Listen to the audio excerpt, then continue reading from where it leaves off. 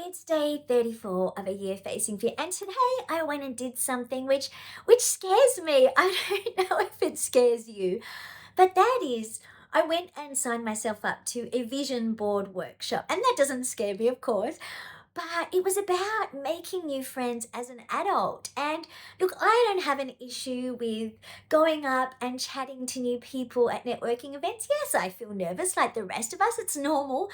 But there's something about making new friends as an adult which makes me feel a little bit self conscious. And I think it's because the reality is that as adults, and I know that I've experienced this myself, we have our own lives. Sometimes we have children, we have a job, we have our own interests, sometimes we have a partner, and often our lives are really full. And sometimes our friendship circle is really tightly knit and friends that we've had forever. And so the thought of going out there and meeting new people and perhaps making these new connections and new friendships, it can be daunting sometimes. But I remember 12 or so years ago when my ex-husband and I separated, I sometimes felt quite self-conscious about reaching out to my friends and saying, "Hey, do you want to do something?" Because often they were really busy. And of course, they were busy. They had their own lives. And all of a sudden, I was the one who was on my own. And so I became quite isolated. And I really withdrew I would became much less social. And my mental health really took a hit.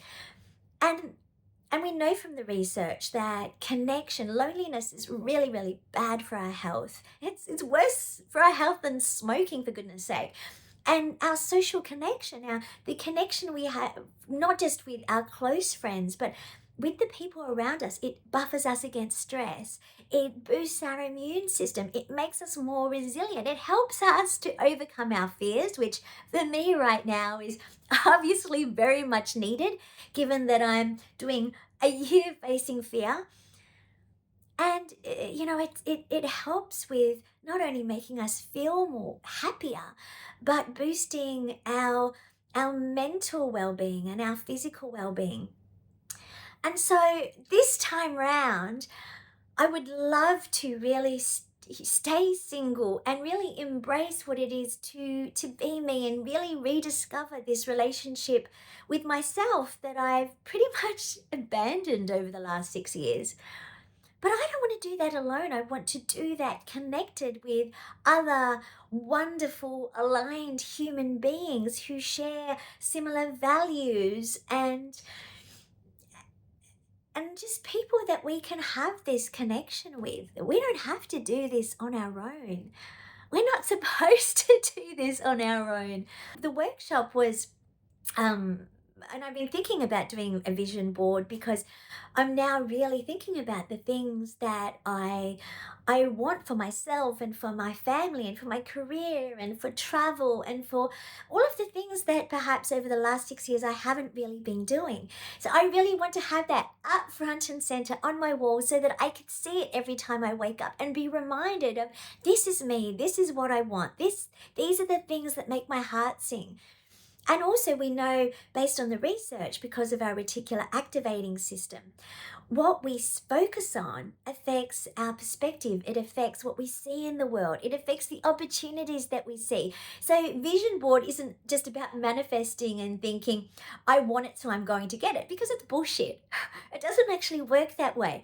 How it works is that if you focus on the things that you want and then your life becomes, because where our focus goes, our attention flows. The research tells us that then our focus shifts, our attention shifts. We put the things into place to make those things happen. And we're more likely, because our reticular activating system is filtering out information based on those goals, those dreams, we're more likely to see those opportunities. We're more likely to then take those opportunities. And I really want that for myself and also for my family, rather than focusing on the negative or what's wrong with this current situation. I want to embrace it. I want to go head first. Now, it was raining today. The weather was crap. It's really cold in Melbourne. It was, goodness, an hour or so away. And so there were so many reasons that normally I would have probably bailed But I didn't. I went, and when I arrived, that feeling of being on your own and where am I going to sit? But I sat down and introduced myself to those around me. And yes, it's normal to have perhaps butterflies for a short period of time. That's okay. And or you might suffer from social anxiety and feel really anxious going into new situations. But confidence comes with action, and the scariest part is the first part. But once we actually walk through that door, say hello, introduce ourselves, maybe introduce other people, and that then takes the pressure off you. It makes you look and feel more confident, gives you something to do. And I quickly met a lovely person, Anna, a lovely mom of two who was there doing her vision board, and it was great to connect over what it was that we wanted for ourselves and our families and our lives. And of course Sarah from the Self Love Supply is just amazing. So it was a wonderful event, and it's just a reminder that yes, it's nerve wracking for all of us, really, to put ourselves out there, to step out of our comfort zone. That fear that we experience, that anxiety we experience, is there really just to keep us safe, to stop us from doing something stupid. But just because we get that trigger, we get that threat response, it doesn't mean that there's anything really scary or dangerous about what we're doing. It's just our body's way of saying, oh, oh, but it's just an oop. It's just an oop. And we can, when we're triggered, when fear triggers us to perhaps run away or hide or not walk through that door, we have a choice. We have a choice to walk through that door and you will go home, say, stuff this, I'm not doing this, or put our shoulders back, put our chin up, take a deep breath, really connect to what it is that we really want and walk through that damn door anyway. And it was a good day. It was a good day. And so I don't know if you're looking to make new friends as an adult or if you have social situations that you're avoiding. Maybe send me a message or put a comment down below. It's been really, really amazing to meet you all and read your comments. And thank you so much for joining me on this journey. I'm so glad that I'm not, I might be doing 365 days on my own, but I certainly know that I am not on my own.